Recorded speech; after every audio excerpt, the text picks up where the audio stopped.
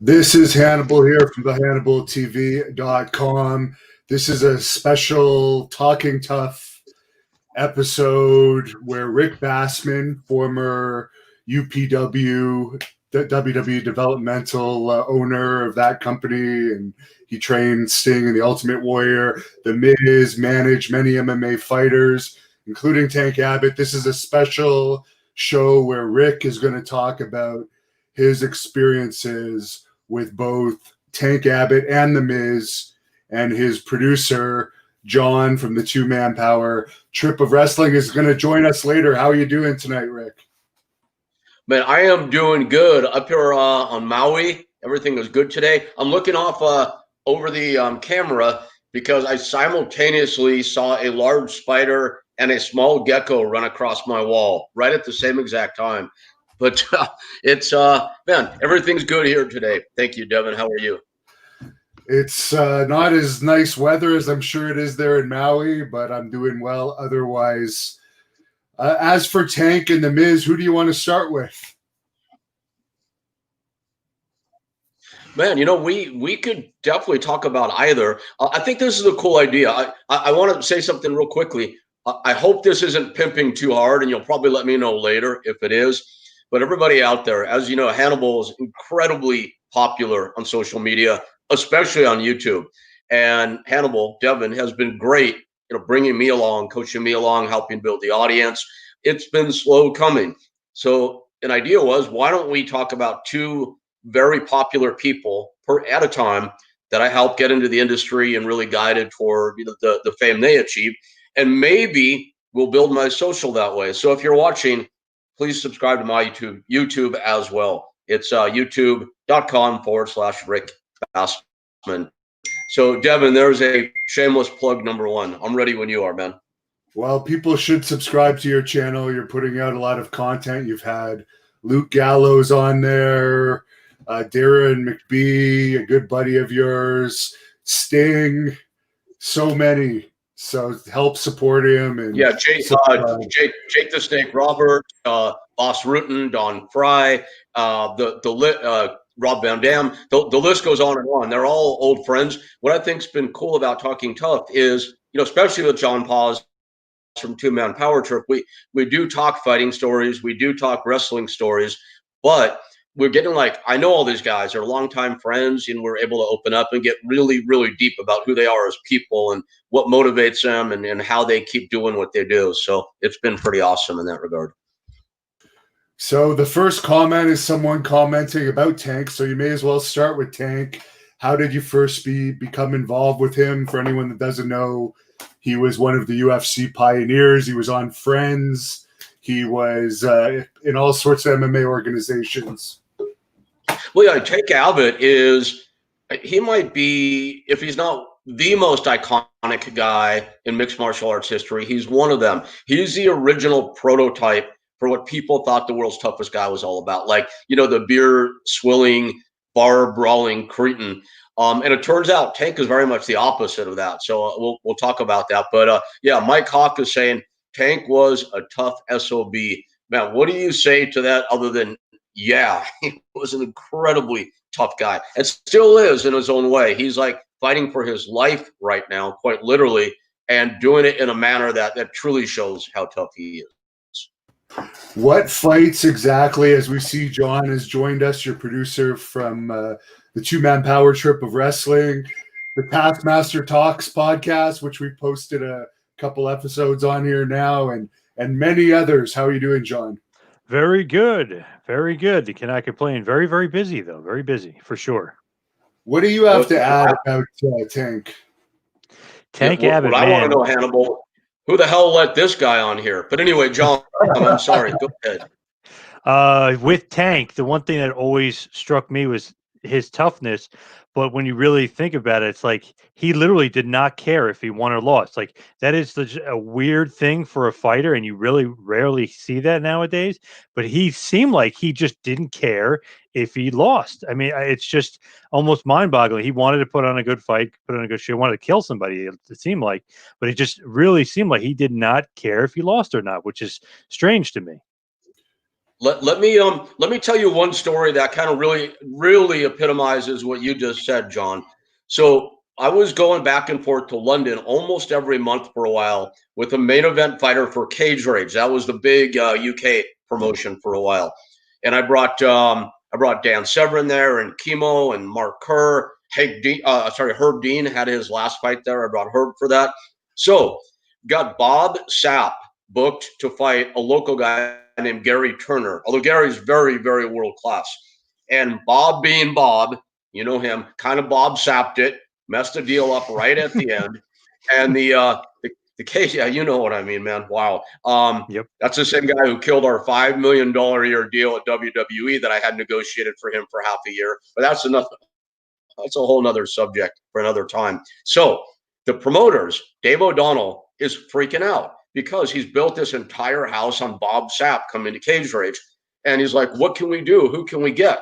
But really, how many people can replace Bob Sapp? Because Bob at that time was like monster name. So I said, how about Tank Abbott? They go, if you could get Tank, that would be a lifesaver. So I called Tank. I was already in London. The fight was 2 days later. And I asked him, and he goes, well, how much? And I told him, I knew Tank's number, so I knew the number would work for him. I told him the number. He goes, okay, here's the deal. You've got to almost word for word tell this to the promoters. I'm like, go ahead, Tank, I'm listening. And I know Tank. I'm like imagining, what the hell is he going to say now? He's like, Rick, I'm at the bar. And I'm like, yeah, I figured you at the bar. That's usually where you live when you're not in the cage or home asleep, as rare as that might be. He goes, I'm at the bar right now. I'm going to stay here. I'm going to keep drinking. He goes, until you call me back and say I'm fighting. He goes, but I'm still going to keep drinking. He goes, get my flight booked. He said, I'll get off the bar stool just with enough time to go home and pack, get to the airport and make the flight. But then when I get there, I want somebody to pick me up, take me right to the hotel and walk me right into the bar. He goes, I'm going to sit there and keep drinking. Then when it's time to fight, he goes, just take me off the bar stool and take me to the fight. And he goes, win, lose, or draw, it's going to be an awesome 30 to 60 seconds. And that was Tank, man. That was like totally his attitude. And the funny, not funny thing, the expected thing was he wasn't kidding. That's exactly what he did, man. I was already at the arena, but I was told later they took him off the bar stool right into Wembley Arena, and he charged Gary Turner like a house on fire. Took him down, gassed out after about 45 seconds, and Gary won. But the audience went apeshit the entire time. It was like just vintage Tank Abbott, man. Is that common for fighters to fight under the influence in those days? No. There were, use and drinking heavily were a lot more rampant back in those days for pro wrestling and mixed martial arts both. We all know that. But, at that same time, I also managed Mark Coleman and Mark Kerr, and these guys are Olympic caliber athletes. I'm not saying they didn't do their share of imbibing because the world knows that they did. And I've witnessed a lot of that personally. Again, stories for different times. But Tank was a guy, if he had a fight coming up and he had time to prepare, he would train for real. I have seen him do that. Other times he just didn't care. Apart from that, I got to say, I cannot remember an instance where another fighter got in the ring or in the cage under the influence. That'd be the first. Yeah, there's another fighter that I know that you told me partied all night the night before one of his big fights, but we won't get into him today. Okay. Yeah, I think I know what you mean, but we can do that another time. Absolutely. And as for The Miz, of course, he started off in the real world. That's where we first saw him in popular culture. Did he reach out to you before or after that? When did he start appearing in UPW? Well, what happened was I got a call one day from a guy named Scott Freeman. And Scott was a friend that was one of the top guys in the reality TV business. He was the president of Buna Murray, and Buna Murray were the creators and producers of The Real World and Road Rules and all kinds of other big shows in those days. So Scott called and he goes, Rick, do you know any name pro wrestlers in New York? I said, I can't think offhand, but I'm sure I could come up with some. He goes, okay, that'd be great if you could, because he goes, we're doing the Real World New York. We've got this guy in the house living here, and the guy thinks he's a pro wrestler. He's been terrorizing everybody else in the house all season long. He's created this name for himself called The Miz. That's his character. And it would be awesome for the season finale if we could send a famous pro wrestler to the house to turn the tables and scare The Miz. I'm like, okay, all right. Sounds like, another day, another booking. That's fine. That's ECW was still hot back then. So of all the guys I could find, I found Roadkill. We sent Roadkill to the house. Roadkill apparently scared the piss out of Miz, knocked him around pretty good. Miz totally put it over and loved it. And then about 6 months later, I got a call from Scott Freeman again. Buena Murray. He goes, you remember that Miz guy that you set up Roadkill for? Yep. He goes, well, he's moved to LA. He wants to train pro wrestling for real. Can I send him by your school? We'll be glad to pay his tuition. Sure. Why not? And that's how we got started with The Miz. How was he as a person when you met him? Did he have an attitude or anything like that? Or was he willing to learn? That's a tough one. I don't answer my questions politically, that, but he was actually, it's more complicated than that, because he was all those things at the same time. He was always a very, very nice guy, but he definitely brought, and cooperative, but he definitely brought a lot of that Miz character into our school with him. And, UPW and the school, Ultimate University, were very based on mutual respect and keeping it low key. And that just wasn't our style. And it could rub you the wrong way for sure. So we would do practice shows every week at the school. Once guys, were at the point, and women got to the point where they maybe could do a match, we did these things called light shows, like LITE, like UPW light. No production. The ring announcer would yell because we didn't have a microphone. We just do it in the gym. And Miz was being Miz. So we did something really, really old school to him. And I hate to say it because I feel really bad about it these days. We were not the kind of school that was about like roughing people up for sure or teaching lessons, because my philosophy was always that it's hard enough as it is without, intentionally causing grief to somebody. But this is the but. It was a rare exception for us. We put The Miz in a match with Sylvester Terkay, 6 foot 6 inch, 325 pound NAA Division I wrestling champion, and told Sylvester to light him up. And Sylvester lit him up. After the match, Miz came up to me. He's like, man, he goes, I get it. Got the message. And that whole Miz character disappeared, except for when he was on stage from that time on. I see, John. I stopped watching wrestling by the time Miz was in WWE. What are your thoughts on how he's done over the years? I actually think he's actually pretty underrated, to be honest. I feel like maybe when he won the world championship at WrestleMania 27 from Cena, that was like bad timing. He wasn't ready at that point. But years later, he was definitely ready. He was definitely really good. I felt like he went through a lot in the WWE, and he recently was on Talking Smack with Big E, and it got real because Big E was talking about how Kofi had such a tough run through the WWE, even though he really didn't.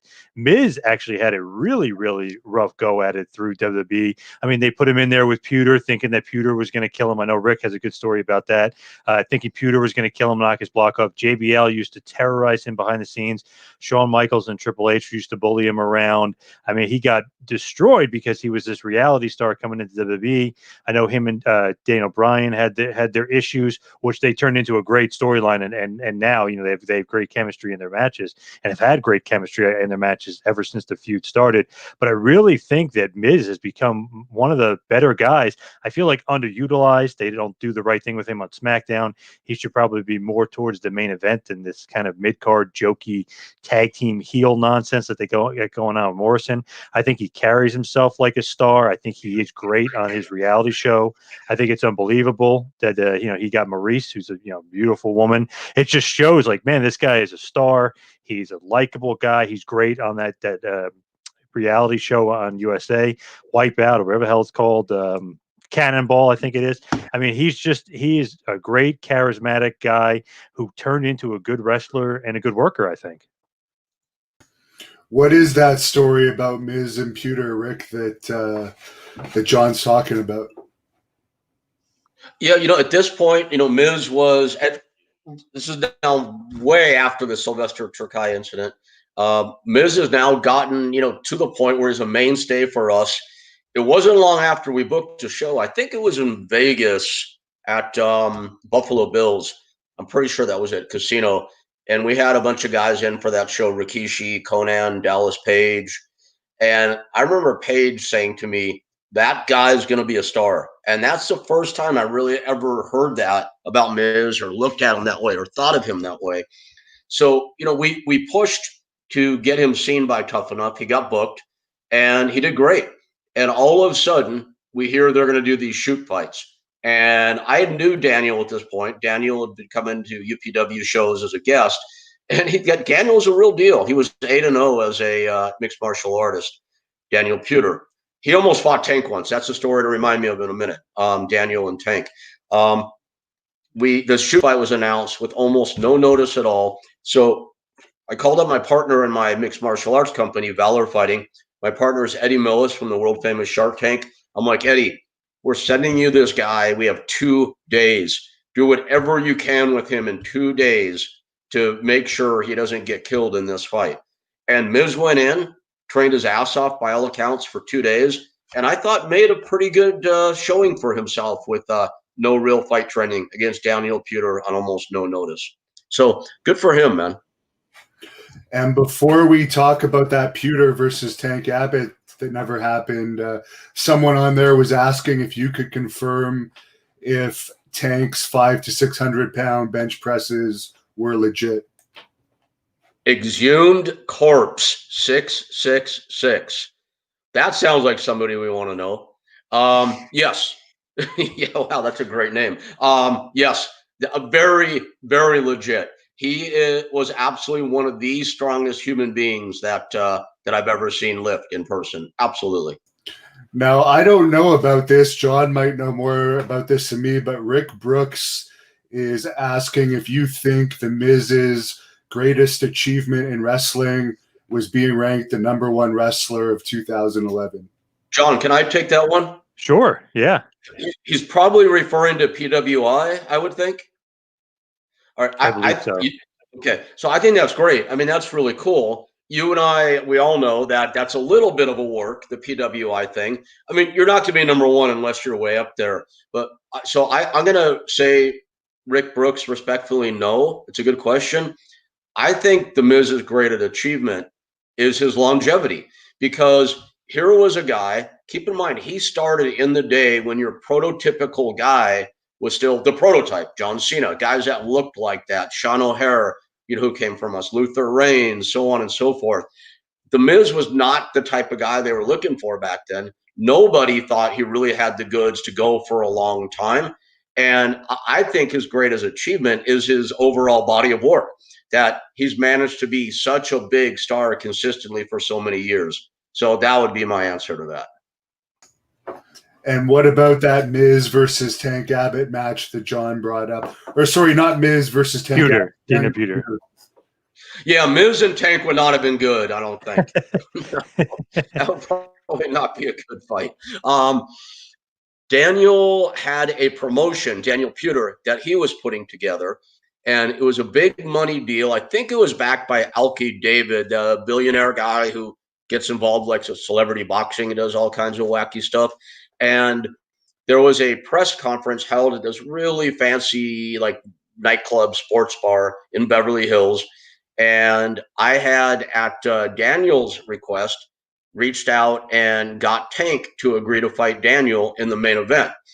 And we all went to the press conference. Got some great photos from it. I should share them because there was a top-level pro photographer there that day that set up a studio in the place. Got a great photo of Tank with my dog Ramon, stuff like that.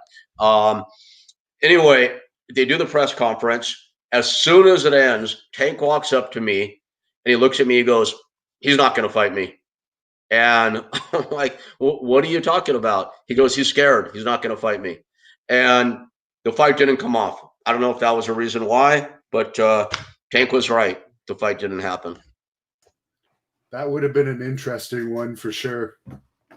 Rick, I got a question for you. Long-standing rumor, Meltzer has said it as well.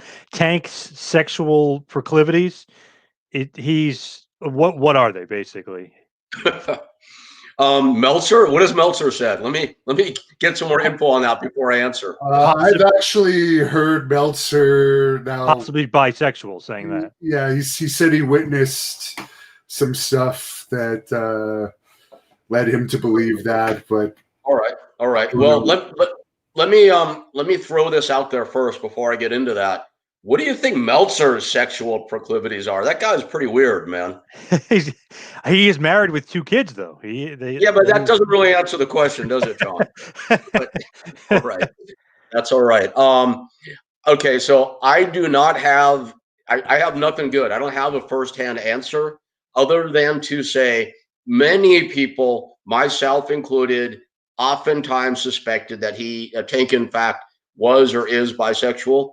I don't know why we had that impression. I can't point to a particular incident or more, but we always had that impression. That's all I can say.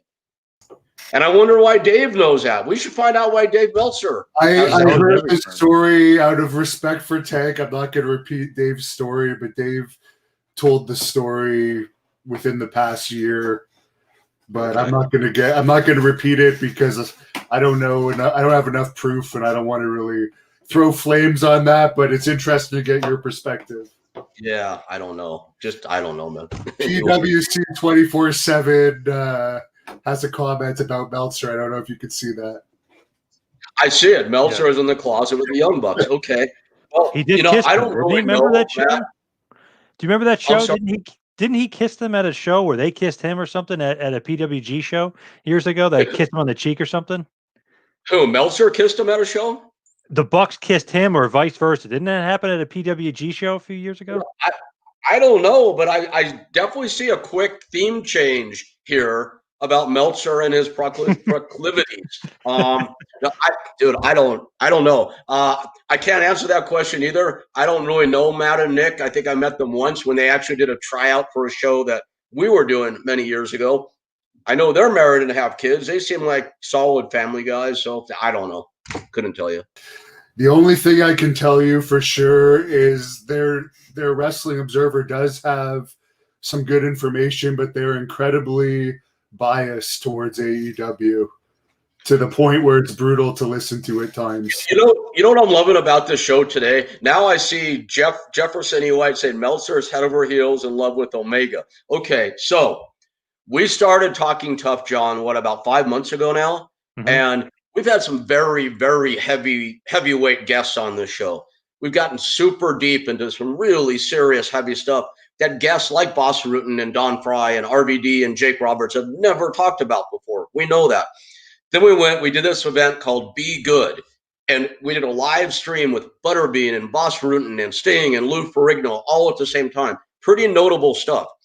Then Jim Cornette came after me and challenged me and attacked me. So I challenged him back through Hannibal. We got thousands and thousands of views and comments. And I got to tell you, I got to be really honest. All through this, I have chased Dave Meltzer very hard to cover any of this stuff, but not one single word. I mean, he used to call me 1, 2, 3 times a week in the UPW days, back when he needed me, I guess. I don't know. So maybe now that we're talking about Meltzer in this whole new light, maybe now I'll finally hear from him. Who knows? And yeah, there's a lot of people that are bi in wrestling and MMA. I'm well aware of that. Not everyone's out of the closet. I'm not holding it against them, by the way, just to say that on the record. It's just interesting about that rumor about Tank because he doesn't seem like the type, but people have said it for whatever reason. He is married too, by the way, to a beautiful woman. He's outdone himself. Oh, she's great. Sally is awesome. Yeah. Yep. Mrs. Tank is really, really good people. Yes. And they got an awesome, solid relationship also. Very, very mutually supportive. They just moved to Arizona too. They got out of Huntington Beach, I guess, probably because Tito's running for office there. They want to get a head start in KC. Well, here's something, a good question for Rick. There's a lot of heat between Tank and Tito.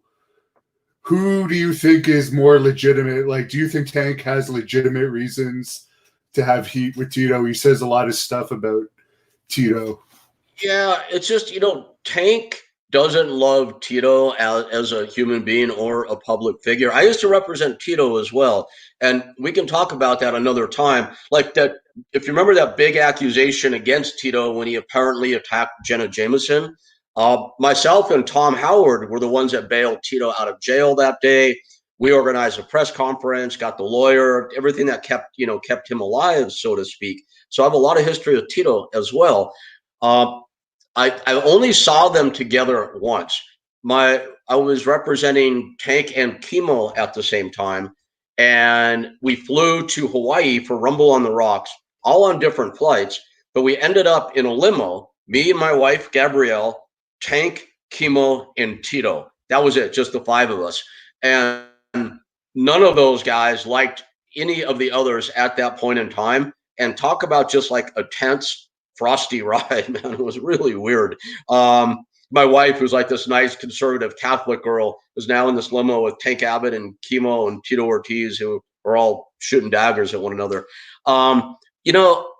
Legit reason behind it, I just know Tank's not a fan of Tito's politics, man, and he's not afraid of talking about it, as you mentioned, Devin. And the last thing I'll bring up, I don't know if John has some more to add about Tank and The Miz before we close up here, is I brought up that some fans were telling me there may have been some heat between you and XPW back when XPW was trying to be the new ECW, taking over LA, and you had UPW at the time. I was suggesting that for a whole talk, but you said there's nothing really to talk about. That's an exaggerated situation. You didn't really. Yeah, there's really not. I mean, there was that point in time in the late 90s, early 2000s, where the Southern California indie scene was hot, or as hot as an indie scene could be. There were a ton of little companies, and UPW and XPW, my company and Rob Black's company, were both RBs, were absolutely the top two, with number three being, I think, probably was PWG, way beneath us at that point, if you can imagine that. So I think that the internet kind of made a feud out of it where one didn't exist. I mean, we didn't use the same talent. We didn't do the same type of wrestling. We didn't go into the same venues. The only time I ever really remember my guys and his guys being in the same building was when Paul Heyman brought ECW into Los Angeles, and myself and my guys were all invited guests, and we're backstage meeting everybody. That's the night I met Nova the first time, who became one of my best friends, not only in the business, but anywhere. And Rob Black and ECW and XPW basically did like a backstage run-in. They weren't supposed to be there, and they got the shit beat out of them by the ECW guys. Well, we just kind of stood around and witnessed it. That's all there is to it, Devin. No more than that, man. Is there anything you wanted to add about The Miz or Tank there, John, as we close up here? I just want to mention somebody, I don't remember who, but somebody made a comment that Tank has a lot of losses for a tough guy, but I don't think toughness has to do with wins and losses. I think that it has to do with, your mental toughness and physical toughness. You may lose and you may be tough. I mean, I've seen guys win. They're not really that tough, either lucky or maybe they had good technique that night. Tank, to me, is just tough because he loves to fight. He doesn't care if he gets hurt. He said it a million times. They'll both end up injured and the other guy will end up in the hospital. He'll end up in the bar, meaning that he's going to get hurt. He doesn't give a shit if he gets hurt, and he's just going to go out to the bar and drink it off. The other guy's going to end up in the hospital. So, I mean, that's just one of the things to me. I always thought, man, he's just tough, and wins and losses don't necessarily matter in losses. Toughness is definitely kind of supersedes a lot of that. Well, and for Tank, the losses didn't matter because he was an icon for the type of character that he was, that you just described so well.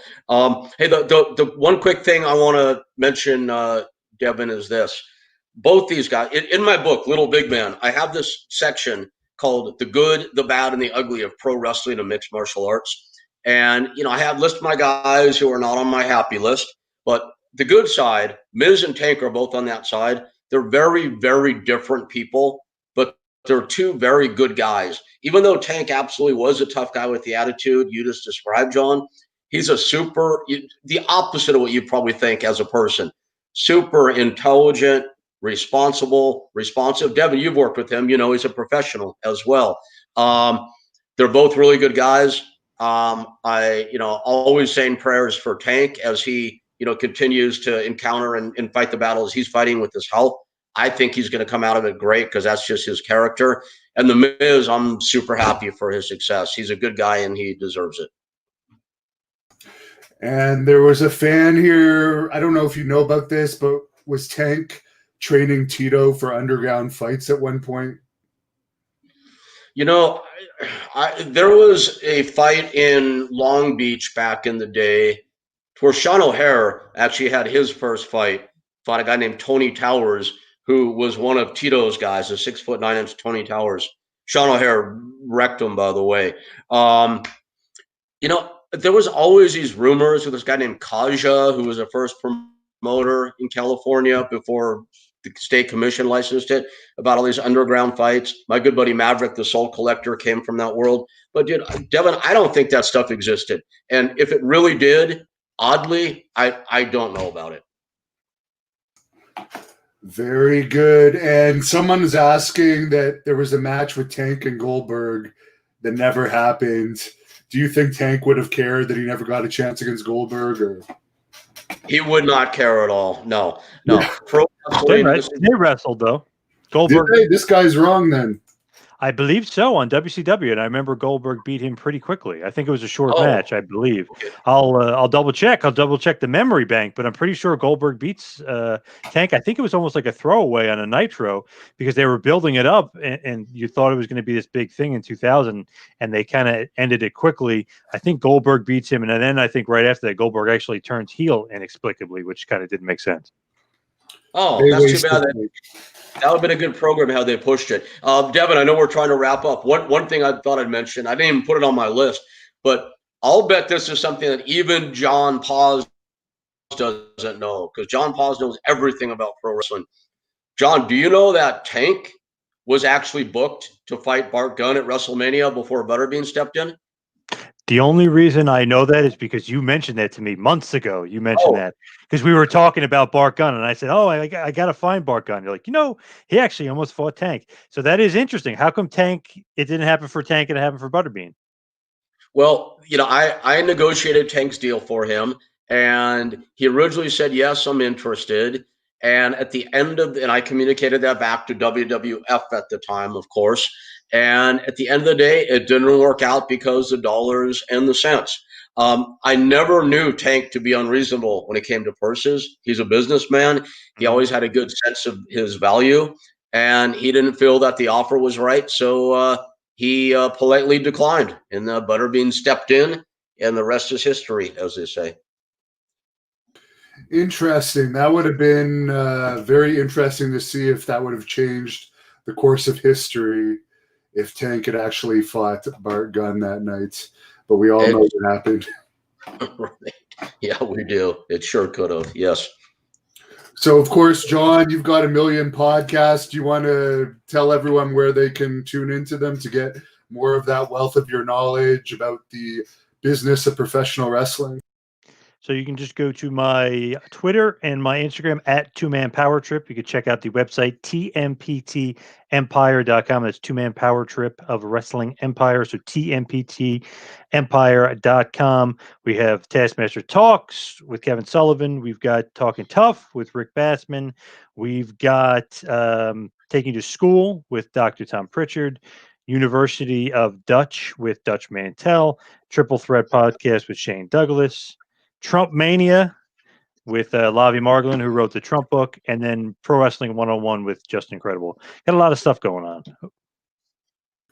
And as Rick previously mentioned, he has a YouTube channel, youtube.com/Rick Bassman, for anyone that wants to subscribe. I'll slip this one quick question in from Grin and Barrett. Do you believe Butterbean was as tough as Tank? Man, that kind of goes to your definition of what tough is, right? Bean is the same as Tank, and Butterbean's one of my best friends on this planet still to this day, so I know him really, really well. Bean is like Tank. They were actually booked to fight each other too. They were going to headline the Staples Center. This will sound like total BS, but Tom Loeffler, who was the Klitschko's promoter, had come to me. We partnered on an event for Tank and Butterbean to fight at the Staples Center in the main event. I actually have the photos of the face-off still, with me in between them. Didn't happen for various reasons. They're both incredibly tough guys. Bean had that same, anybody, anywhere, anytime attitude that Tank did. And like Tank, never, ever laid down once the going got tough. So I would say they're pretty darn equal. By the way, I just checked. I was right. Goldberg beats Tank in 2 minutes on Monday Nitro, and then the next pay-per-view he turns heel. So I was right. I thought so. I knew it wasn't crazy. So 2-minute match, Goldberg squashed him. Yep. It's much better that was a 2-minute match. Yeah, I don't know if it would have been good if it went longer. One of your listeners is saying that Goldberg could destroy Gilbert. I don't know about that. What do you think, John? I would hope so. I would hope so. I don't know. Right on. I still don't understand how Chris Jericho somehow allegedly got the better of Goldberg for all the training Goldberg says that he's done over the years. Well, Jericho did admit, though, Goldberg never fought back because he didn't want to get in trouble. So it was one of those things where Jericho kind of was doing all offensive stuff to Goldberg, and Goldberg just sat there and took it and didn't fight back. So I think Jericho does actually admit that he kind of gets the win by default, but Goldberg wasn't fighting back. I see. Any final thoughts, guys, that you want to wrap this up with? I'll let you guys have the floor here. Do you think Meltzer could take Gilbert? Yeah, no. Meltzer's jacked. No, Meltzer's jacked. He's never been in a real fight, I don't think. And Gilbert at least has some toughness from being an enhancement guy all those years. All right, everybody, you heard it here first. Hannibal says Gilbert could beat up Dave Meltzer. You heard it right here. But not Brian Alvarez. Alvarez would kill Gilbert.